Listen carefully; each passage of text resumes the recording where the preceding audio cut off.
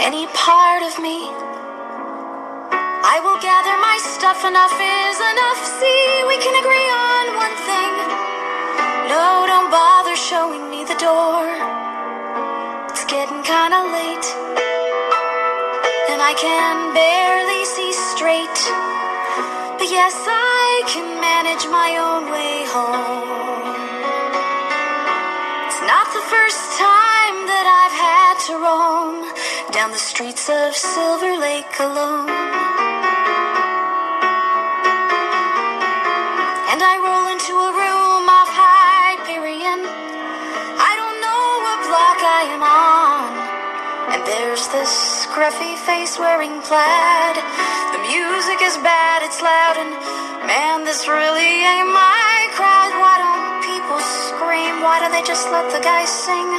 Scruffy agrees, and 2 more mojitos, he knows that I will stumble to his Chevelle.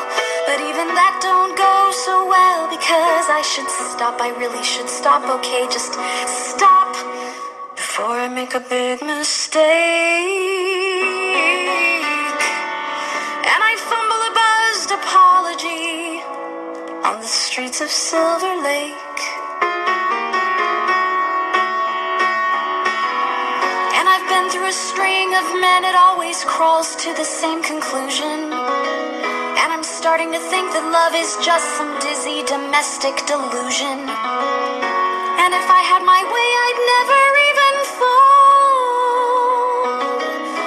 What did Tina Turner say? What's love got to do with it after all?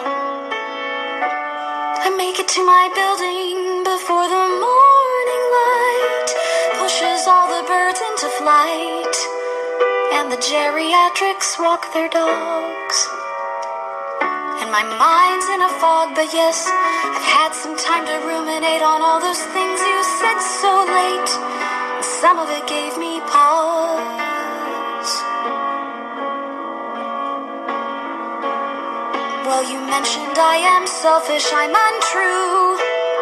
I'm just a burden to you, yeah, that part kinda made me sit up straight. And I got some uncomfortable clarity on the streets of Silverlake.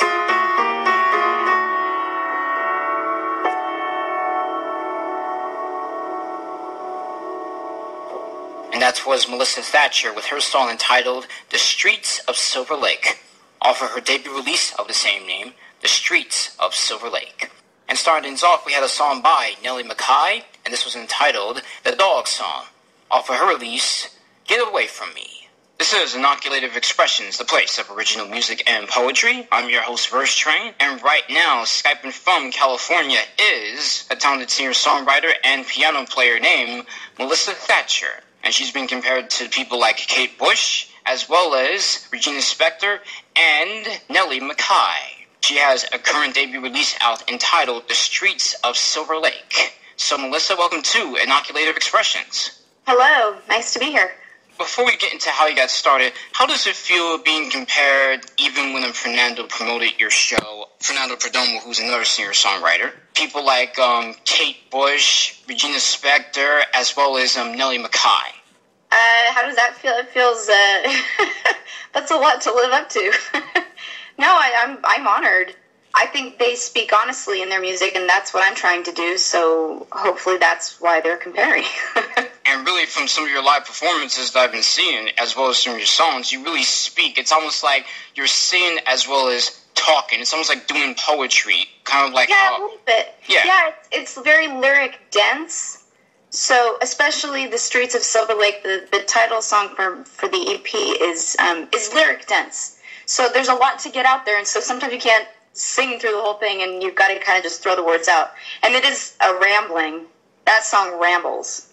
I'm rambling in The Streets of Silverlake. But I can say, like, from what I hear, it's good to ramble, because it's good to hear singers that can sing and then ramble at the same time. It always kind of reminds me of, like, how, like, singers can sing and rhyme, like, in Broadway musicals, you know? Like, yes. So I'm growing up, with you starting off as a singer-songwriter, has that been one of the things, because I noticed some of that in the style that you sing? I did start doing musical theater's performance. I have a theater degree from Boise State University, and yeah, that's part of my training.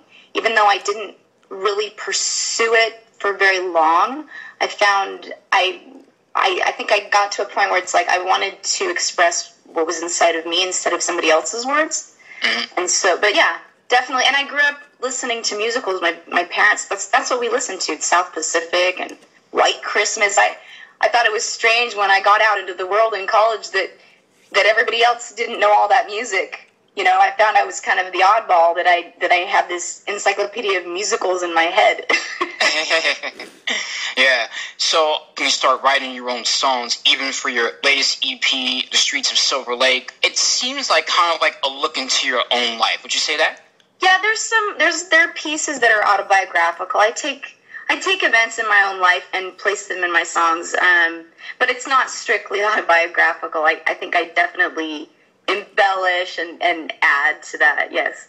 Now, I'm going on to the process of you making Streets of Silverlake. First, going on to the title song, what made you come up with the lyrics to that? As well as, like, of course, going into, like, having songs together, meeting with Fernando, and coming up with the EP.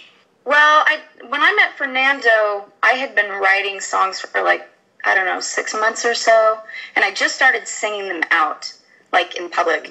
Well, so Fernando approached me after I sang No Longer Mine at a place called Kulak's Woodshed, which is a really popular singer-songwriter hangout here in Los Angeles.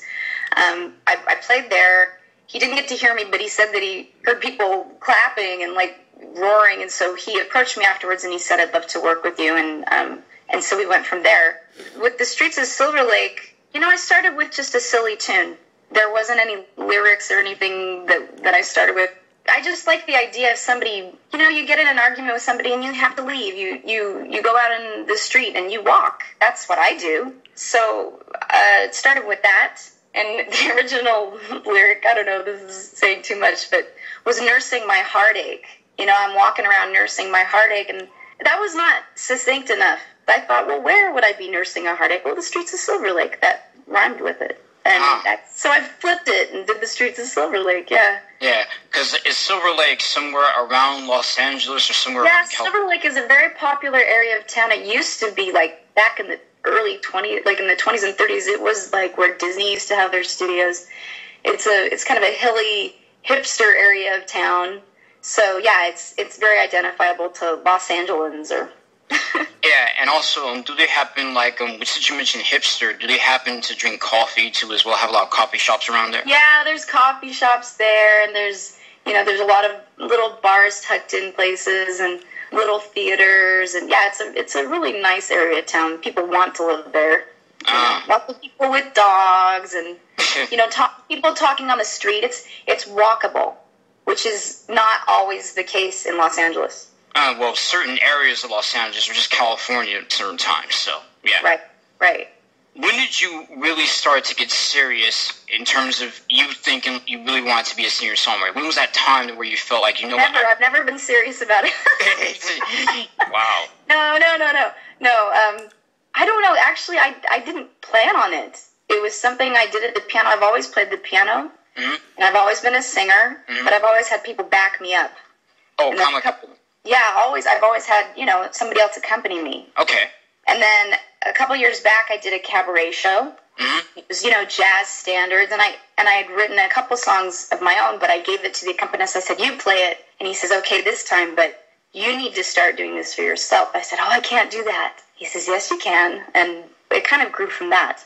Before you get up on stage, do you have, like, a certain type of ritual that you do in order for you to get into the mode of singing and playing the piano? Yeah, I go and I throw up. No. Yeah. I try to stop thinking about myself, because you can get all, this was the performance. You can get into specifics, and that can drive you crazy. You have to let it go.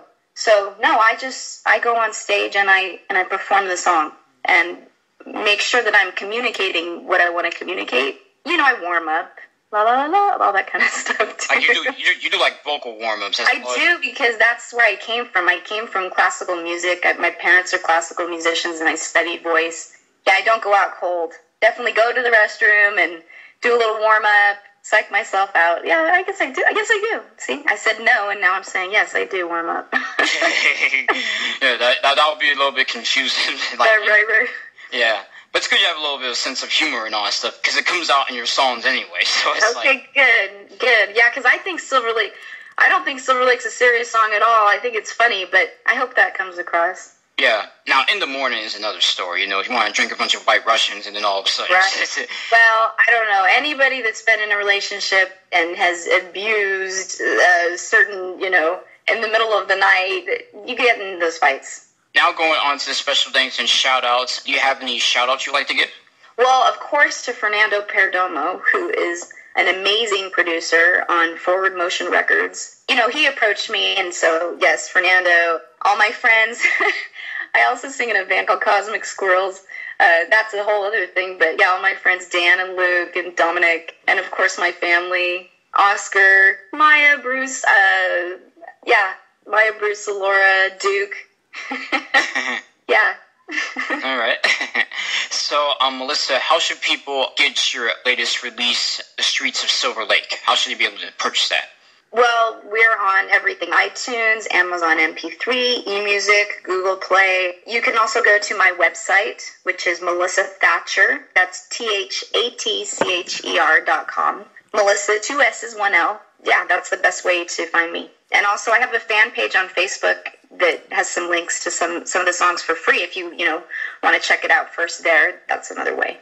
So, Melissa, I would like to thank you for coming on to Inoculated Expressions and inoculating our audience with a sense of just telling your story, a sense of being funny, as well as a sense of basically just knowing who you are and just having fun with music. Oh, thanks. Great to be here. Now, before my interview with Oscar Fuentes, here's some poetry and music.